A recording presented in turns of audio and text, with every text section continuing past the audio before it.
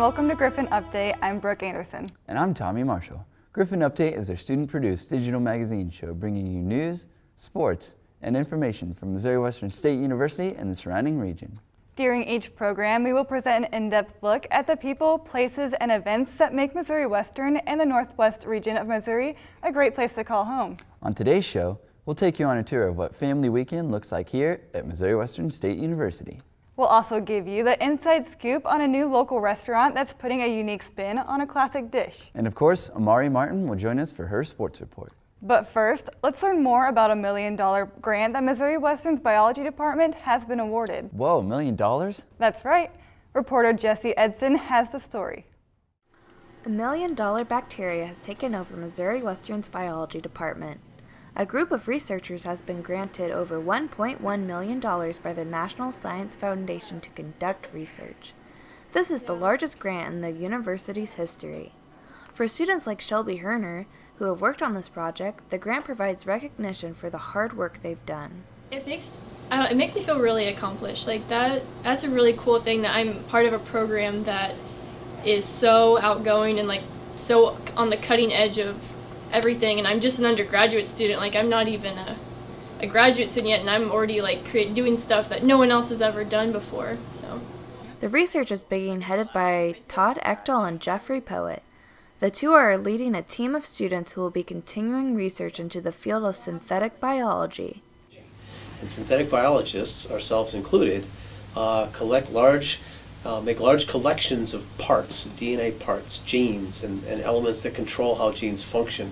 And then they mix and match those parts together to build biological devices that have various kinds of applications. The team has been venturing into unknown territory since 2006. So the things that we're doing have never been done by anybody in the world before. We are doing original research, trying to discover riboswitches that are new to the world in terms of understanding and using, and then we're going to use them for the purposes that we have in mind. The project would not be possible if it were not for the hard work of students who have been with the research for the past 10 years. A lot of credit to the students that were involved in the research before. So as I mentioned earlier, NSF doesn't give people money unless they trust that they're going to make good use of it. And so we would not have gotten this money were it not for the excellent work by years of previous participants in this project, undergraduate students that generated scientific information that allowed us to publish papers, that gave us credibility that we're able to do this kind of work. Students also receive hands-on experience they can take past their undergraduate career. The experience of students has been incredible so far. We've done this for 10 years. These students come out of their undergraduate with experiences that are similar to what people get in grad school, and it makes them highly competitive for the most highly competitive grad schools if that's where they want to go, or for medical programs, or if they want to become a high school teacher, it gives them experiences that they can share with their students of what it's like to work in a real research environment. it's a different experience when you actually like are there and you have a one-on-one with like a professor who knows what you're doing, and he helped a lot. This is Jesse Edson for Griffon Update. Thanks, Jesse. The research will continue for at least the next 3 years with a new group of students providing a fresh perspective every semester. Hey Tommy, when was the last time you saw your parents? Last weekend, actually. Nice. Like most college students, I'm busy all the time, and sadly, I just don't have that much time to see my parents. But that's exactly why Missouri Western hosts a family weekend. Reporter Jesse Johnson has the story. Here at Missouri Western, Family Weekend is a treasured tradition. Students have the opportunity to show their families their home away from home while enjoying the activities the campus has to offer. I think it's just a great opportunity for us to invite family members and friends of our students back to campus. So, it's important that they feel like they are a part of their students' lives on campus. I think family plays a big role, and it would be hard because I'm 5 hours away from home, so it would be hard to get through the year without like a support system. Activities are everywhere across campus during Family Weekend. There's a family lunch barbecue, carnival games, and the always popular activity of tailgating. There's plenty to keep the whole family busy before the big football game starts. Yeah, we missed the barbecue. That's okay. Late. That's all right. Did you guys go into the carnival? We did. Yeah. Play some games? Yeah. The smoothies were good. Some of the festivities had to be held inside this year due to the unexpected weather that we have been experiencing, but that didn't stop any of the fun. We had so much rain Monday and Tuesday and Thursday actually, so. Despite the weather concerns, the weekend will conclude with an exciting Griffon football game. For Griffon Update, I'm Jessie Johnson. Thanks, Jesse. That looks like it was a lot of fun. Yeah, it made me want to give my parents a call. Actually, while I do that, we're going to take a short break and be right back. I'm very sorry. Please don't say that. Please don't say that. Your brother suffered critical head trauma, extensive cerebral hemorrhaging.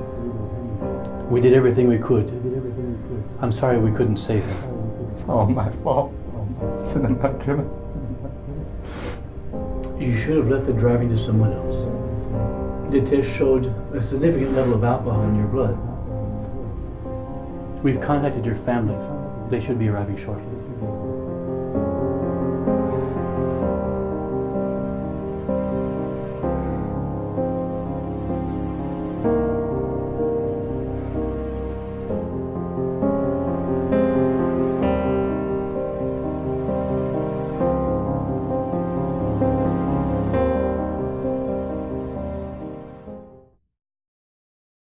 Welcome back.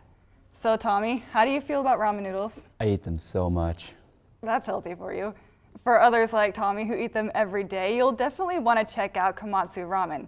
Reporter Tanner Cobb has the story and can tell us more.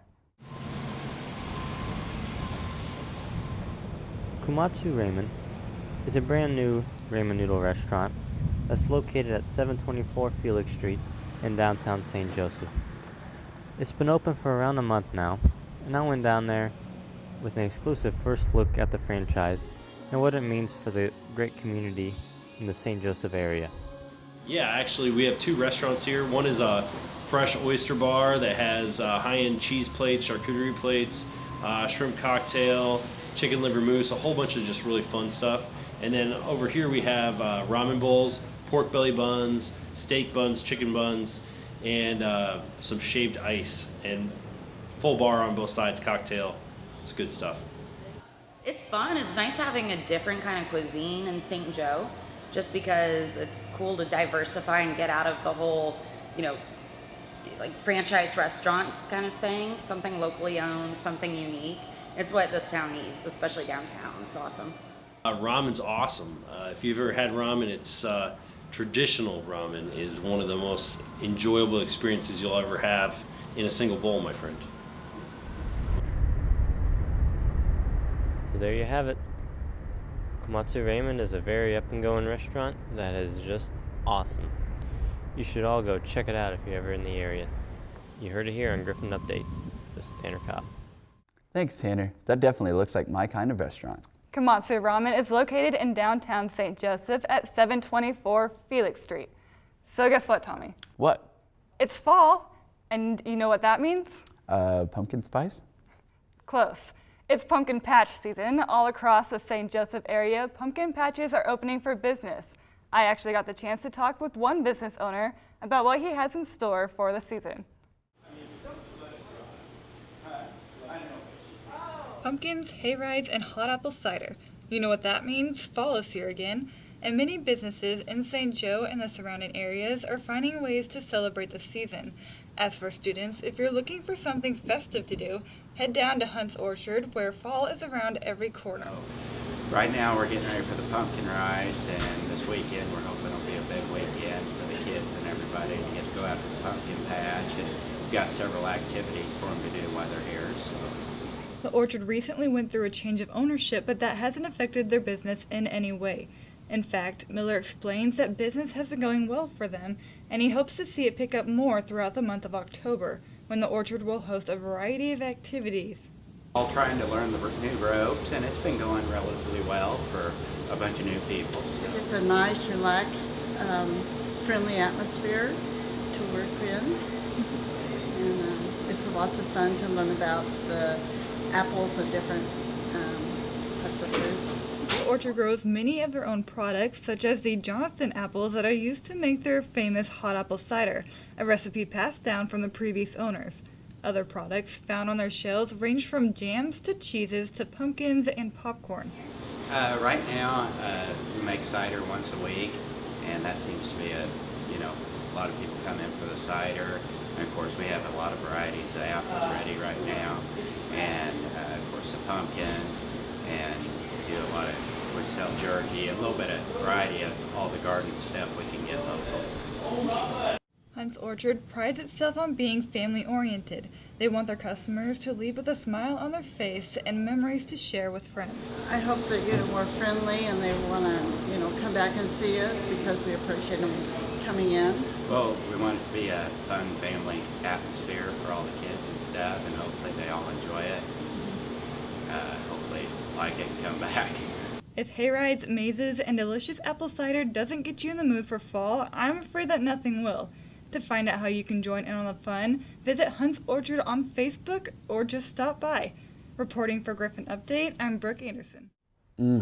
I can taste that apple cider now. For directions on how to get to Hunt's Orchard or for ticket information, call 816-475-4103. Well, not only is it pumpkin patch season, but it's Renaissance season as well. It's getting that time of the semester where stress levels are high and we just need to relax. I hear ya. Well, I can't think of a better way than going to the Kansas City Renaissance Festival. Executive producer Heather Gronke has the story.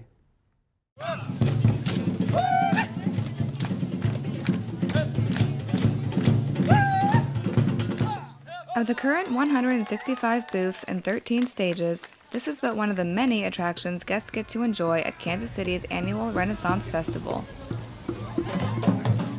Not only are the performances eye-catching attractions, but the characters are as well.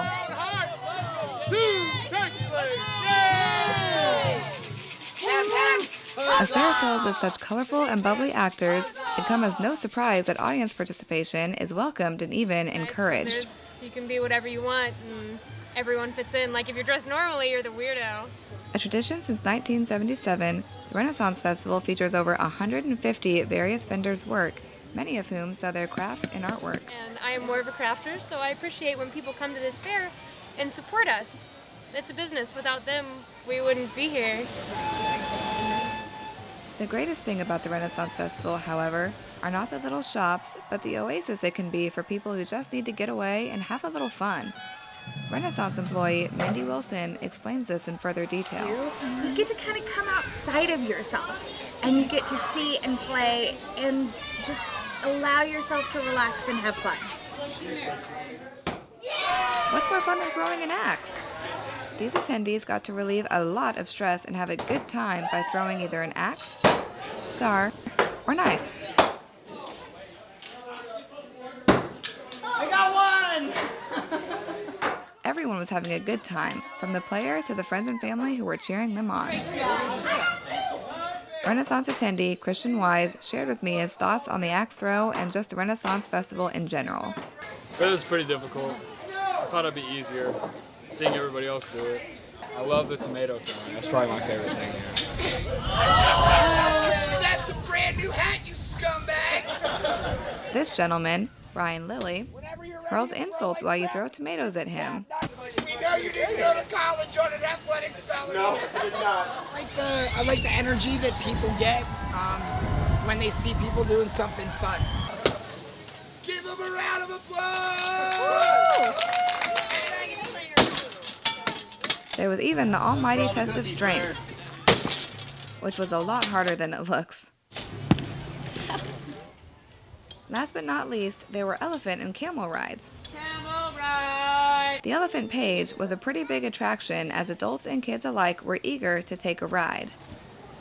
Sure, the attractions are a good time and all, but the many different actors that you encounter while down there are really what make your experience one to remember, as they truly love interacting with people and they want to make the experience as special as they can for you. Everyone has something that they can laugh about, and if you can find that, you get to have a moment, and that's the best part, Honestly, it is. So take a day and escape to the Renaissance Festival. You're guaranteed a good time. For Griffon Update, this has been Heather Gronke reporting. Wow, now that looks like a good way to release some stress. Oh yeah, I'd totally dominate that axe throw. Oh, I bet. Hi guys, I'm pretty sure I could beat both of you guys at that. Hello, Amari. What's been going on with Missouri Western sports? After this quick break, I'll catch us up on the volleyball team and the football team. At Missouri Western, it's on us. It's on us, all of us, to take responsibility and stop sexual assault. To create a campus environment where everyone is safe and feels safe. To realize that ending sexual assault is not an individual endeavor, but a collective effort. To understand that it affects not only students, but faculty and staff members alike. At Missouri Western, we take action. It's on us to look out for each other and not look the other way. We step up and say something. We support survivors. We are going to be a part of the solution and not the problem. It's on us to intervene and take responsibility. So take action because we can and will make a difference. At Missouri Western, it's on us to put an end to sexual assault. Begin by taking the pledge at itsonus.org.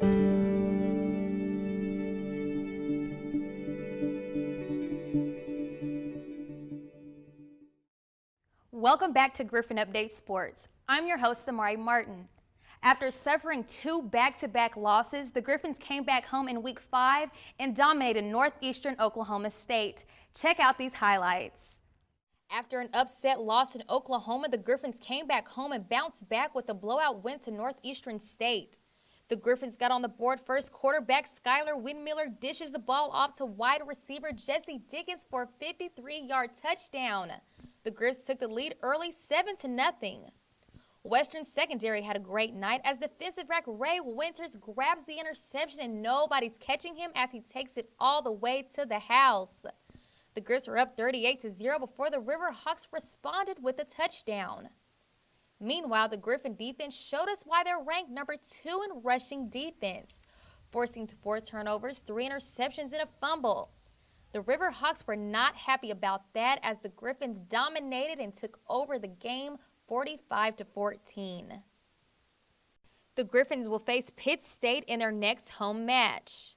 Amari Martin, Griffon Update Sports. Griffon volleyball was back at home this week facing rival Northwest Missouri State. I reported live at this game. Check out the girls in action. Griffon volleyball took on rival Northwest Missouri State, but fell short to the Bearcats in all 3 sets. In the first set, the Griffons fell behind, trailing 17-10. The Griffs tied it up 17-17, but the Bearcats responded and took set 1. In the final 2 sets, the Griffons fought to take the lead, going on a 3-0 run, but couldn't manage to come out on top. The Griffs are 12-7 overall and 4-3 in the conference. Amari Martin, Griffon Update Sports. Head football coach Jerry Partridge celebrated his 20th season coaching football for the Griffons. Reporter Anthony Crane spoke with Coach Partridge about his journey as a Griffon. It's a great day to be a Griffon, man. Yeah. Missouri Western. Yes. You guys are MIAA. Jerry Partridge has been around football his entire life, growing up a coach's son and eventually playing his college football here at Missouri Western. He made a few stops at different colleges after graduating, but in 1997 he became the head coach here at Missouri Western State University. During his time here, many things have changed, from locker rooms to the biggest video board in Division II football. During his tenure here, he has won 2 conference championships.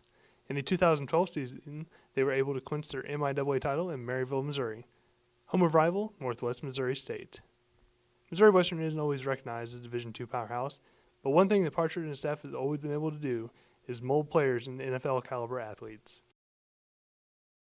We had a numerous great player. We've had, 12 to 15 that have been at least NFL helmets. So it's fun to see those kind of guys. I mean, there's been some great ones, like you said, David and Mike, and Mike and Greg Zerline, and Reggie Jordan and Travis, and all those different kids that have gotten those opportunities to at least have a shot to play in their level, that level. Roger Allen, Gian Robinson, there's just different kids that have played in NFL. Family has always been an important part of Coach Partridge's life. The two went hand in hand for most of his children's lives, spending hours at the facilities with their father. Partridge was eventually able to coach his son here at Missouri Western. Travis played quarterback for his father, and his daughter Lindsay played volleyball for the Griffons.